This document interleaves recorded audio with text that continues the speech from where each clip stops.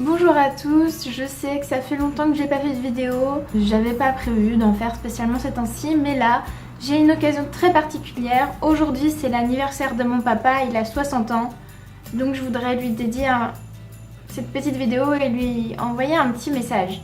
Donc pour fêter ses 60 ans, il y a quelques mois avec ma maman, on voulait à la base réserver une salle, inviter plein de gens, des amis, de la famille, faire un grand repas avec de la musique, etc.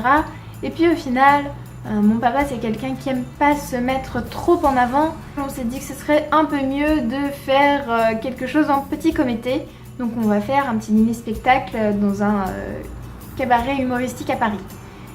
Et désolé papa, j'ai trouvé un autre moyen de te mettre un peu plus la honte et je vais mettre une vidéo sur internet que tout le monde pourra voir. Je suis venue au monde il y a maintenant presque 26 ans et depuis ce jour papa, tu n'as jamais cessé de vouloir me protéger.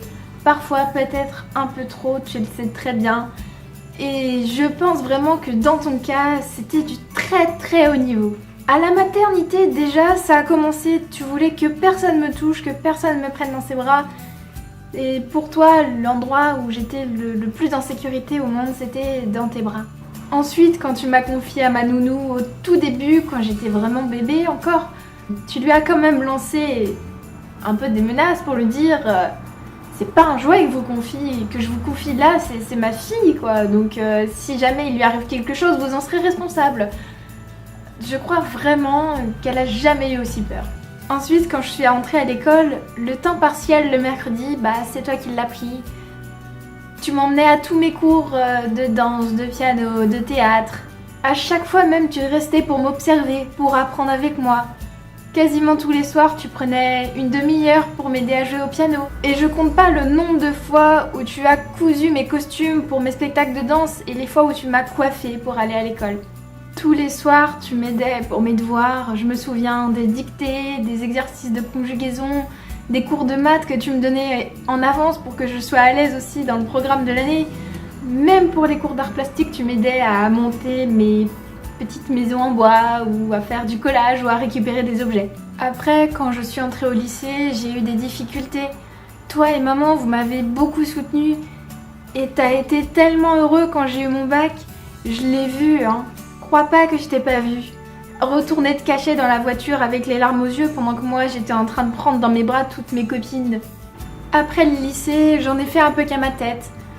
J'ai voulu aller étudier le japonais. Tu savais très bien que ça serait dur pour moi d'aller à l'université, que j'étais peut-être pas encore assez autonome. Mais tu voulais tellement que je sois heureuse et tu m'as laissé faire. Pendant 3 ans. Je me souviens d'ailleurs que cette époque était la plus difficile pour moi. La période vraiment qui m'avait fait le plus de mal. Et tu m'as soutenue jusqu'au bout, t'as tout fait pour m'aider. Je vais pas te rappeler toute cette histoire, mais je me souviens à quel point t'as vraiment tout fait pour m'aider à me sortir du pétrin dans lequel j'étais. Et tu t'as jamais voulu m'abandonner parce que tu te disais que dans tous les cas, tout ce que tu voulais pas c'était me perdre. Donc du coup, au lieu de me dire ce que je devais faire, t'étais juste là pour m'écouter.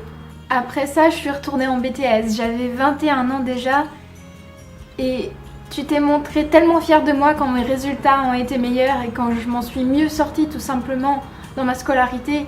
T'étais même vraiment heureux à l'idée d'aller à ces réunions parents-professeurs. En 2017, pour la fin de mes études, j'ai dû partir quelques mois en Écosse et je sais que ça a été dur pour toi de me savoir aussi loin de toi. Mais quand t'as vu à quel point j'étais heureuse d'être là-bas, t'étais un peu soulagée, je sais. Et j'ai réalisé à quel point tu m'avais manqué la fois où tu es venue exprès faire l'aller-retour là-bas dans la journée, rien que pour m'aider à porter mes valises sur le trajet du retour. Enfin, fin d'année dernière, en 2017, c'était la fin de mes études, mais aussi mon entrée dans la vie active et mon départ de la maison. C'était, ça y est, c'était définitif, je prenais mon propre appart et je devenais indépendante.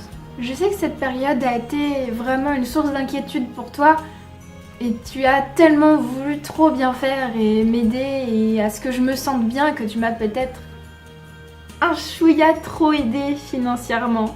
Voilà papa, je sais que tous les ados peuvent être difficiles aux yeux de leurs parents à une période de leur vie.